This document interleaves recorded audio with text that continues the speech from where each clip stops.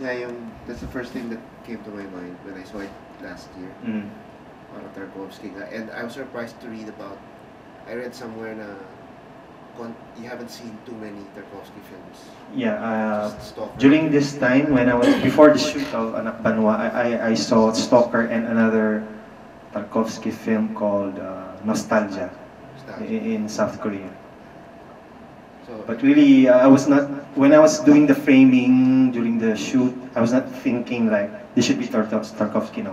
What's in my mind is, you know, I'm composing my mise en scène in consideration of the poetry, the recorded poetry that would, you know, fill out the visuals. So, you know, there has to be no dialogues in the sequences, and it just came out naturally, you know, in my subconscious that the actors had to be static, you know, because I've read when the film was released in October during the Cine Manila, there was a review in one blog. It mentioned that the film resembles the style of this Russian filmmaker Parachanov, who uses mostly static tableau vivant. I was not thinking within that frame when I was shooting. I was just, you know, considering during the shoot. I was thinking I have to compose my scenes in such a way that the poetry will just fill out the scenes, the shots.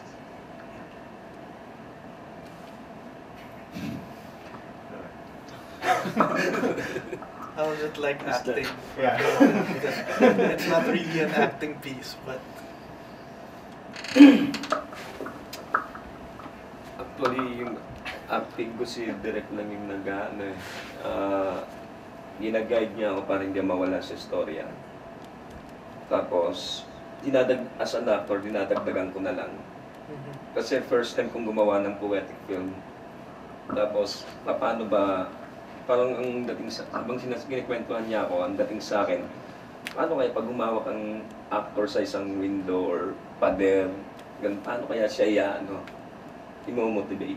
Kasi may motivation din hindi yung basta-basta ganun na lang na Ayun, habang kinikwento niya sa akin, ganito nangyayari, pumapasok na sa ko, ayun.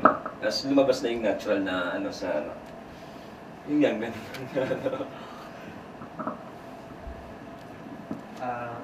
Pwedeng mag-feedback? yeah, sure. Actually, yung script na ginawa ko, the script I wrote for this project, for this film, it's really, you know,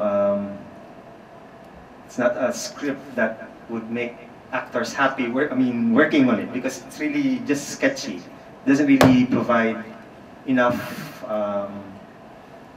for the actor to work on. So my two actors, Lowell Canales and Che, really made a lot of input on this film, because a lot of things not written on the script came from them.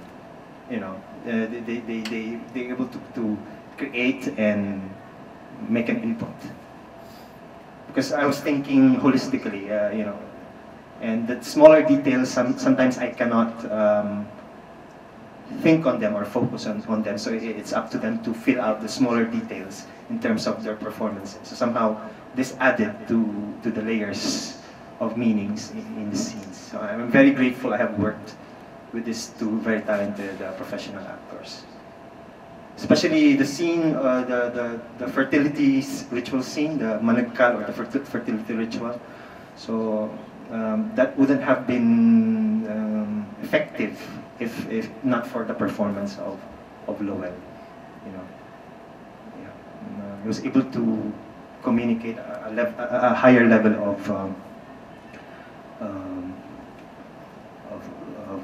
being through his performances. The spiritual level somehow I'm trying to communicate in the connection of the main character to the land somehow came out because of his performance, because of the small details he was able to inject during the shoot. Walang rehearsal, we didn't have any rehearsal. We just said, okay, let's just have it take one, because this is quite difficult. You have to run the entire rice field. So if we do a rehearsal, mapapagod ka, your feet will become sore, so let's just do this in one take. So we had it in one take, the running. Because it's difficult, logistic, I mean, to shoot that part. And a lot of the scenes are physical for the actor, like he has to run, he has to roll over the soil, he has to bury himself in the husk, the rice husk. So somehow, you know, that's itchy. He has to lie down with the rotting fish. And, you know, so a lot of his scenes are quite physical.